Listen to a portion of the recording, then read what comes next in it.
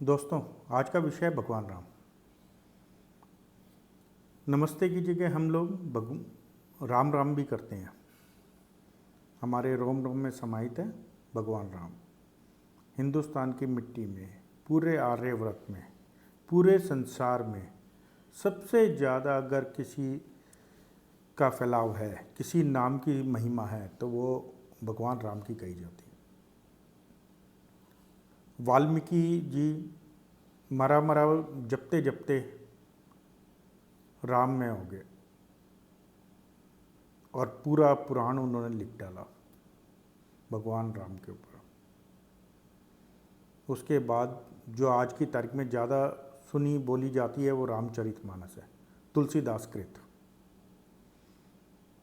नारद जी बोल गए थे कि आप मरा मरा का जाप करो। वाल्मीकि जी बैठ के जब वो वापसी लौटे सदियों बाद, तो देखा पूरा उनके पास एक चींटियों का पूरा वाल्मीकि बना हुआ था। तभी से उनका नाम वाल्मीकि हो गया। इसी तरह भगवान राम की ख्याति आसपास के सब देशों में, चाहे कंबोडिया हो, चाहे आपके थाईलैंड हो। थाईलैंड के तो राजा आज भी अपनी राजधानी को भगवान राम की अयोध्या कहते हैं और ख़ुद को भगवान राम के वंशज कहते हैं, सूर्यवंशी। वियतनाम हो, इंडोनेशिया में आज भी रामायण सुनी बोली जाती है, चाहे वो मुस्लिम कंट्री है। लंका हो, आसपास के जितने प्रदेश हैं, और इवन मतलब अगर आप देखेंगे यूरोप में, ऑस्ट्रेलिया में, सब जगह भगवान राम की ख्याति फैली हुई है। कुछ साल पहले, आज से कोई 12 साल पहले, 2008 की बात है, मैं श्रीलंका गया भाई अजय, अशोक कैंट के साथ। कोलंबो उतरे। उसी दिन प्रभाकरन जो एलटीटी के हेड थे, उनका समापन हो चुका था। उनको पूरी एलटीटी को ख़त्म कर चुके थे और उसी में एक विजयोत्सव मनाया जा रहा था श्रीलंका में। हम लोग अशोक वाटिका पहुँचे, साथ में हमारे चंद्रशेखर स्वामी थे। कोलंबो में वो अंजनी आई है टेम्पल है, अंजनी जी हनुमान जी की माता थी। वो खुद को भी सुमेव हनुमान जी का ही वंश कहते हैं, जो चंद्रशेखर स्वामी है। वो हमारे साथ अशोक वाटिका गए। वहाँ हमने सुंदरकांड का पाठ किया अंदर, उसको लाइव रिकॉर्ड किया भाई अजय जी के मुखारविंद से। बड़ा अच्छा सुंदरकांड पाठ वो करते हैं। और अशोक कैंट, वो तो पूरे श्रीलंका में जो रामा ट्रेल है, कहाँ कहाँ राम गए और क्या क्या रावण की निशानियाँ हैं, उसको ढूंढा उन्होंने श्रीलंकन गवर्नमेंट के साथ और उसको सहेज के उनको दिया कि हर एक चीज़ को जोड़ाओ। फिर हमने कुछ किताबें पढ़ी, जिन किताबों से हमने कुछ डेट्स निकाली। उन डेट्स में है जैसे भगवान राम जी का जन्म 10 जनवरी 5114 बीसी को हुआ। 5114 बीसी अगर मैं कहता हूँ तो उसमें आप आज की तारीख में 2020 जो साल चल रहा है वो और जोड़ लें।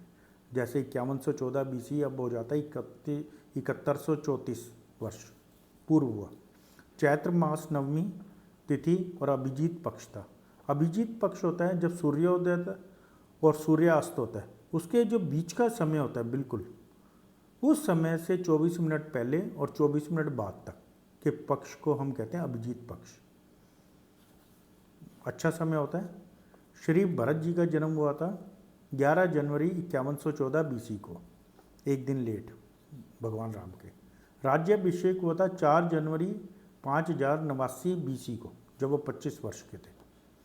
खर और दूषण का वध हुआ था 7 अक्टूबर 5077 को, 37 वर्ष। बाली का वध हुआ था 3 अप्रैल 5076 को, 38 वर्ष के। उसके बाद सावन का मौसम आ गया था। बाली का वध किया था, सीता को खोजना था, सीता माँ को। सुग्रीव ने समय मांगा क्योंकि 3-4 महीने कहीं भी घूमना दूभर था। उसके बाद हनुमान जी का जो अशोक वाटिका पहुँचे और सीता को ढूंढा उन्होंने, वो दिन था 12 सितंबर 5076 को। तब भगवान राम को 38.5 साल के रहे होंगे।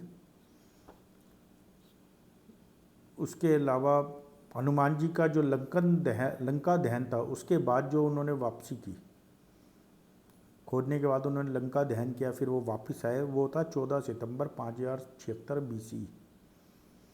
राम सेना का लंका को प्रस्थान हुआ 20 सितंबर 5076 BC को। राम सेना का लंका में प्रवेश हुआ 12 सितंबर 5076 को। मेघनाथ का वध हुआ 24 नवंबर 5076 BC को।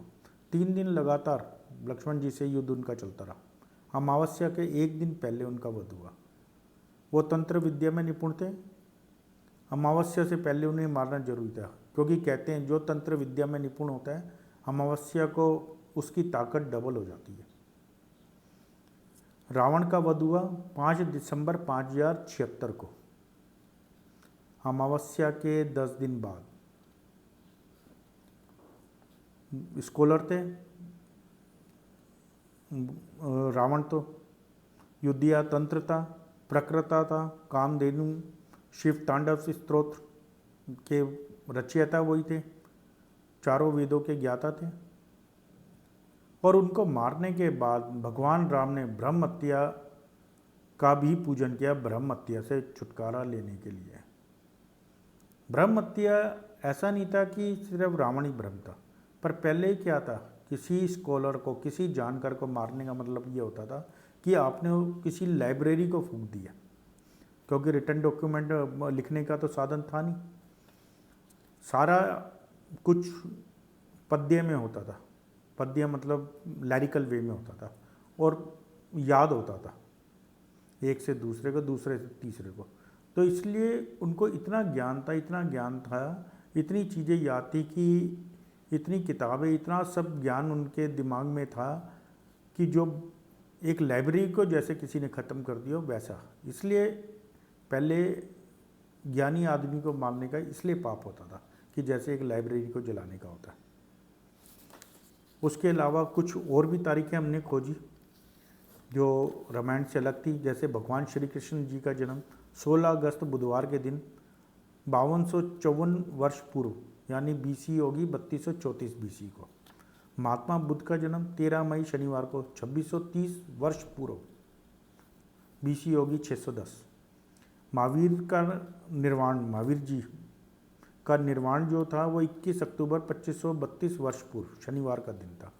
हिजरी मुस्लिम जी संप्रदाय की, मुस्लिम धर्म की 31 जनवरी मंगलवार 1427 वर्ष पूर्व। नानक शाही संवत 550, आज से 550 साल पहले 14 मार्च मंगलवार को।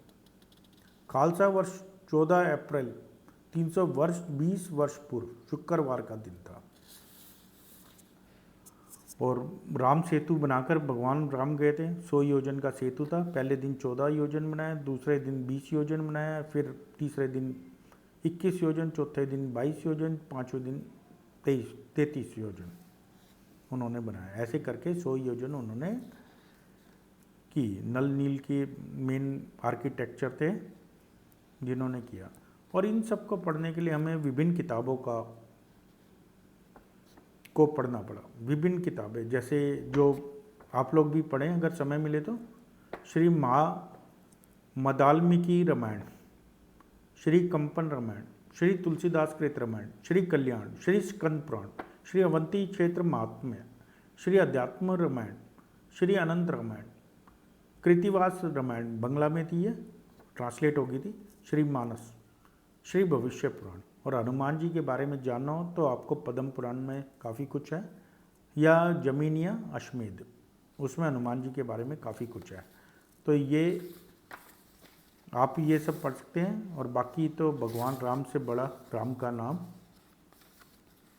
और किसी ने कहा है हरि अनंत हरि कथा अनंता, तो भगवान राम की ऐसी कथाएं सुनाते रहेंगे। और आप लोग स्वस्थ रहें कोरोना में। धन्यवाद।